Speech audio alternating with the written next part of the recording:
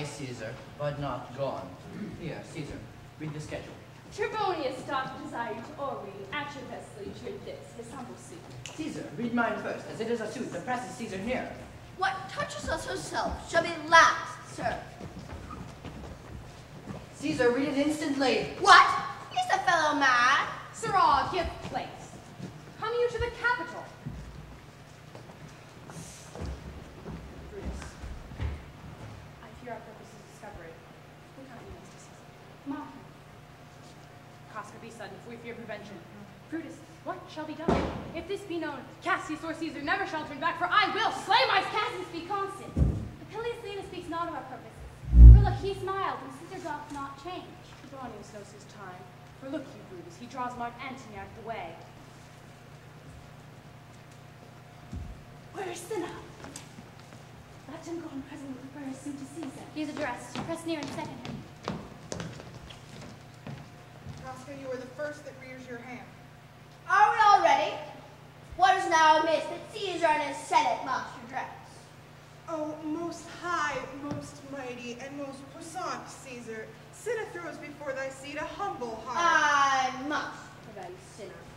These couchings and these lowly courtesans might fire the blood of ordinary men, and turn pre-ordinance and first degree into the law of children. Do not go on to think that Caesar bears such rebel blood. Thy brother by decree is banishing. If thou dost bend and pray and fawn for him, I spurn thee like a cur out of my way. No, Caesar doth not wrong, nor without cause will he be satisfied. Is there no voice more worthy than mine own to speak more sweetly in great Caesar's ear for the repealing of my banished brother? I kiss thy hand without unflattery, Caesar, for the request that Publius Cimber may have an immediate freedom of repeal. What? Brutus? Pardon, Caesar, Caesar, pardon. As low as to thy foot doth Cassius fall, to beg enfranchisement for Publius Cimber. I could be well moved if I was you. If I could pray to move, prayer to move me. But I am constant as the northern star, and that I am pleased. Let me a little show it even in this, that I was constant, Cimber should be banished, and constant to remain, to keep him so. Oh, Caesar! Hence, thou lift up Olympus! Great Caesar! Doth not Brutus kneel? Speak hands for me!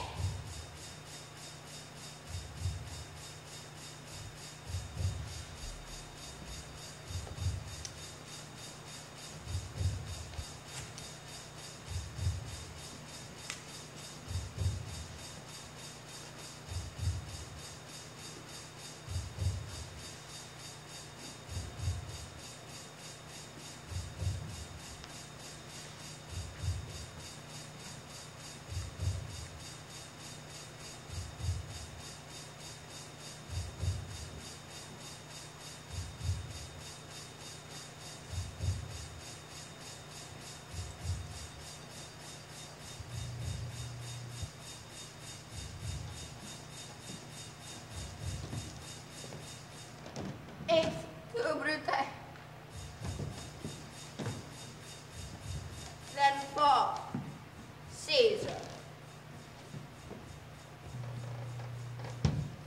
Peace! Freedom!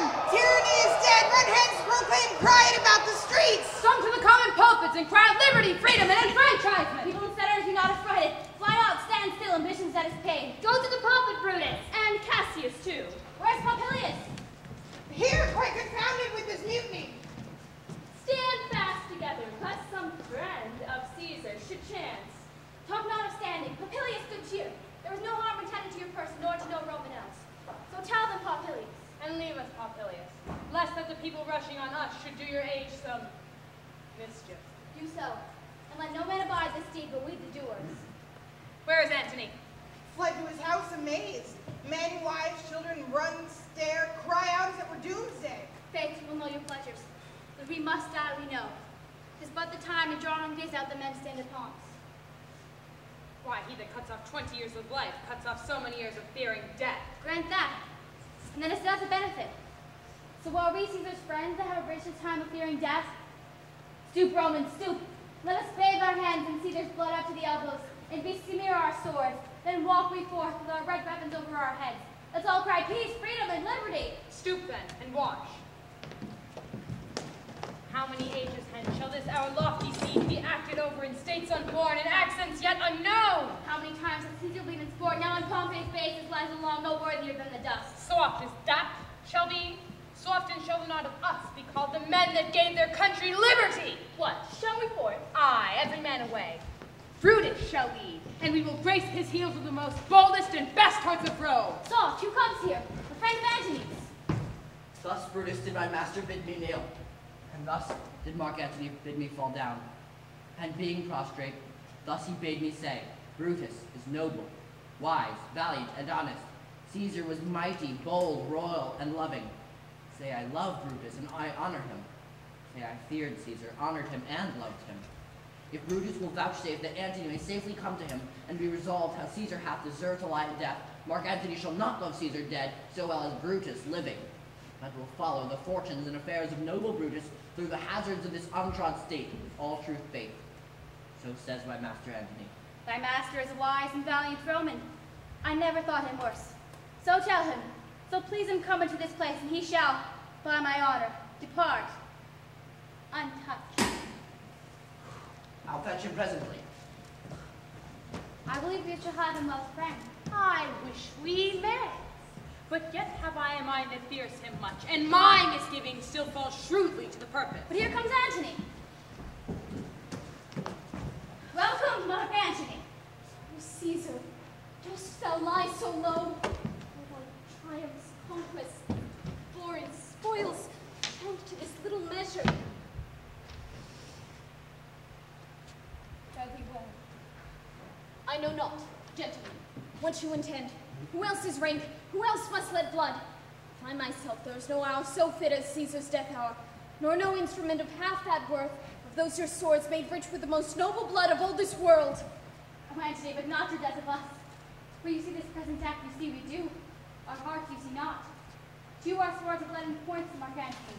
Our arms and strength of malice, and our brother's temper do receive you in, with all kind love, good thoughts, and reverence. Your voice shall be as strong as any man's in the disposing of new dignities. Only be patient, we appease the multitude. Besides himself with fear, why I that did love Caesar when I struck him have thus proceeded. I doubt not of your wisdom. Let each man render me his bloody hand. First, Marcus Brutus, do I shake with you? Next, Caius Cassius, do I take your hand? Now, Decius Brutus, yours. Yours, Cinna. My valiant Casca, yours. Gentlemen, all, alas, what shall I say? My credit now stands on such slippery ground that one of two bad ways you must conceit me. You're a coward or a flatterer. That I did love thee, Caesar, oh, 'tis true. Pardon me, Julius. Mark Antony. Pardon me. Caius, Cassius. If the enemies of Caesar shall say this, then in a friend it is called modesty. I blame you not for praising Caesar so. But what compact mean you to have with us? Will you decrease the number of our friends? Or shall we on and not depend on you? Therefore I took your hands. Was indeed swayed from the point by looking down on Caesar. Friends am I with you all, and love you all. Upon this hope, that you shall give me reasons why and wherein Caesar was dangerous. Or else for this is out of spectacle. Our reasons are so full of good regard, that for you, Antony, the son of Caesar, should be satisfied. It is all I seek. And moreover, suitor, that I may produce his body to the marketplace, and in the pulpit, as becomes a friend, may speak in order of his funeral. You shall, Mark Antony. Prudence, a word with you.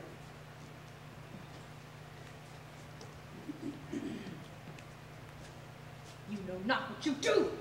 Do not consent that Antony speak in his funeral. Know you how much the people may be moved by that which you will utter? By your pardon, Cassius. I will myself into the pulpit first and show our reasons for Caesar's death. He speaks by leave and by permission. Caesar shall have all true rights and lawful ceremonies. It shall advantage more than do us wrong. I know not what may fall. I like it not. Mark Antony, if you take Caesar's body, you shall not in your funerals you shall blame us, but speak all that you can devise of Caesar, and say do it by our permission. Else shall you not have any hand at all that is funeral, and you shall speak where to the same pulpit I am going, after my speech is ended. Be it so. I do desire no more. Prepare the body then, follow us.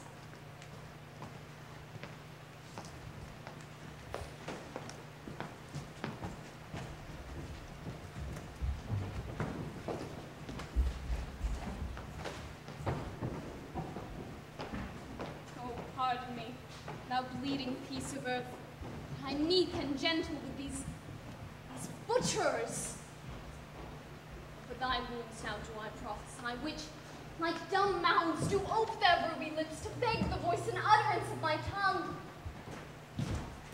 Curse shall light upon the limbs of men. How now, fellow? You serve Octavius Caesar, do you not? I do, Mark Antony. Caesar did write for him to come to Rome. He did receive his letters and his coming, and bid me say to you by word of mouth, "Oh, Caesar!" My heart is big. Get thee a pardon, weep. Passion I see is catching, for mine eyes, seeing those beads of sorrow stand in line, begin to wander. Is thy master coming? He lies tonight within 7 leagues of Rome. Post back to him with speed, and tell him what hath chanced. Here's a mourning Rome, a dangerous Rome.